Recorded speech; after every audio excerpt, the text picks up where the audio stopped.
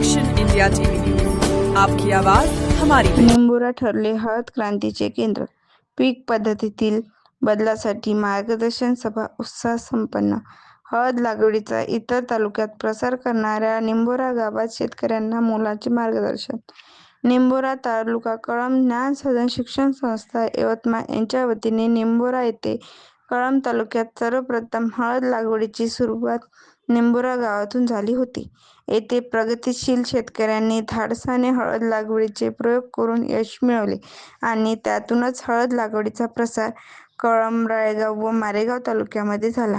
निंबोरा गावातून सुरू झालेली ही चळवळ पुढे कळंब, राळेगाव, मारेगाव या तालुक्यात पोहोचली।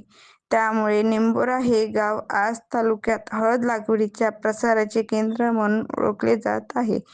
यावेळी ज्ञान साधन शिक्षण संस्थेचे कृषी मार्गदर्शक प्रदीप भगत यांनी हळदीचे ऐतिहासिक, सांस्कृतिक व आयुर्वेदिक महत्त्व विशद केले।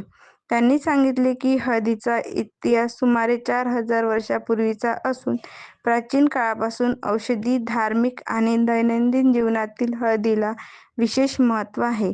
आज जगभरात नैसर्गिक आणि सेंद्रिय उत्पादनाची वाढती मागणी लक्षात घेता हळद हे भविष्यातील अत्यंत आशादायक पीक ठरणार असल्याचे त्यांनी नमूद केले। त्यानंतर ज्ञान साधन शिक्षण संस्थेचे प्रकल्प संचालक मेघावत सर यांनी उपस्थित शेतकऱ्यांना मार्गदर्शन करताना केवळ पारंपरिक पिकावर अवलंबून न राहता हळद, मोरिंगा, मिरची, फळसबाग यासारख्या अधिक उत्पन्न देणाऱ्या पिकाकडे वळण्याचे आवाहन केले। बदलत्या हवामान परिस्थितीत आणि वाढत्या उत्पादन खर्चाच्या पार्श्वभूमीवर पीक विविधीकरण ही काळाची गरज असल्याचे स्पष्ट केले।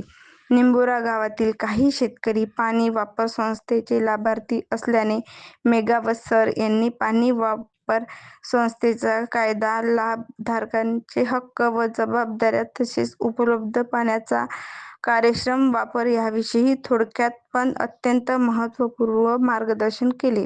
ज्ञान साधन शिक्षण संस्थेचे अध्यक्ष आदरणीय मनीष भावने सर व सचिव आदरणीय प्रियंका पाटील मॅडम यांनी शेतकऱ्याच्या जीवनात सकारात्मक बदल घडवून आणण्यासाठी प्रयत्न केला पाहिजे असे सांगितले। या कार्यक्रमाला ज्ञान साधन शिक्षण संस्थेचे प्रकल्प संचालक मेघावत सर, कृषी मार्गदर्शक प्रदीप भगत, प्रशिक्षक मनीष गाडगे मॅडम तसेच सह परीक्षण हर्षल भोयर उपस्थित होते। कार्यक्रमाचे प्रास्ताविक मनीषा गाडगे मॅडम यांनी केले तर आभार प्रदर्शनही त्यांनीच केले। सभेला निंबोरा गावातील हळद लागवड करणारे शेतकरी यावेळी स्वप्नील डगवार, सुनील डगवार, विकास डगवार, तेजस डगवार, मयूर डगवार, गजानन ढवस, कैलास कुंभरे, पुरुषोत्तम चापले, विष्णू डहारे, मुन्ना डगवार, सुमित डगवार, पंकज डगवार, सुरेश मेश्राम, गजानन मुके व इतर प्रगतिशील शेतकरी, महिला तसेच इतर ग्रामस्थ मोठ्या संख्येने उपस्थित होते। हळद लागवडीच्या माध्यमातून आर्थिक समृद्धीकडे वाटचाल करण्याचा निर्णय यावेळी उपस्थित शेतकऱ्यांनी व्यक्त केला।